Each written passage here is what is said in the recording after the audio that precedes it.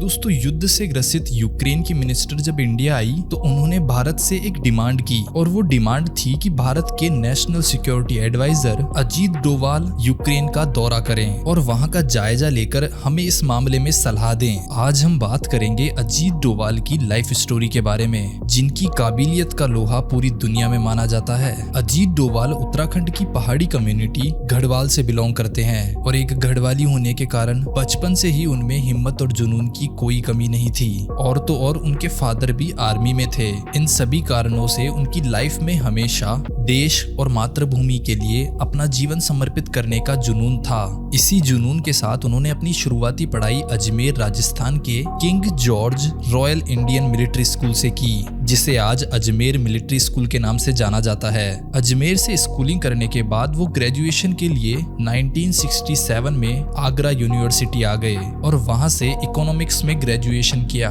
और ग्रेजुएशन के ठीक बाद 1968 में यूपीएससी क्रैक कर इंडियन पुलिस सर्विस ज्वाइन कर ली और आईपीएस बन गए। कुछ समय ट्रेनिंग के बाद उन्हें केरला कैडर में साउथ इंडिया पोस्ट कर दिया गया और वहां उनके काम और काबिलियत को देखते हुए उन्हें 1972 में इंटेलिजेंस ब्यूरो में भेज दिया गया और आईबी में रहकर अजीत डोवाल ने जो काम किया उससे ही उन्हें जेम्स बॉन्ड ऑफ इंडिया कहा जाने लगा।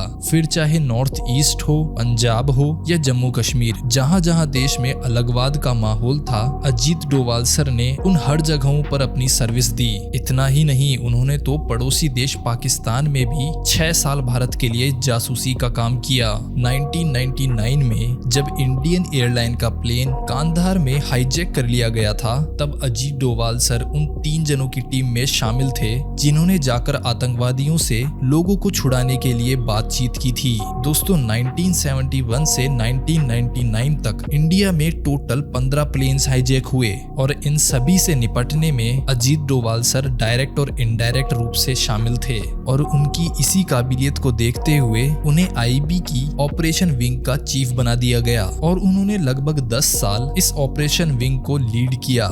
इसी पद पर रहते हुए उन्होंने 2 ऑर्गेनाइजेशन का गठन किया, MAC मल्टी एजेंसी सर्कल और JTFI joint task force on intelligence. ये दोनों संगठन इंडिपेंडेंट रूप से काम करते हैं लेकिन इंटेलिजेंस ब्यूरो को रिपोर्ट करते हैं और अजीत डोवाल सर इन दोनों ऑर्गेनाइजेशन के फाउंडिंग चेयरमैन थे। साल 2005 में अजीत डोवाल सर आईबी के डायरेक्टर पद से रिटायर हो गए, लेकिन अपनी रिसर्च और काम करने की ललक के चलते उन्होंने दिसंबर 2009 में विवेकानंद इंटरनेशनल फाउंडेशन नाम से संगठन बनाया। इस संगठन के through Doval sir school, college और गवर्नमेंट ऑर्गेनाइजेशन में जाकर नेशनल सिक्योरिटी पे अपने लेक्चर्स फ्री में देने लगे और वो स्टूडेंट्स और कर्मचारियों को अपने साथ किसी दोस्त की तरह बैठाकर समझाते थे। रिटायर होने के बाद भी देश के लिए काम करता हुआ देख उन्हें 30 मई 2014 को NSA के पद पर अपॉइंट कर दिया गया और 2014 से लेकर अब तक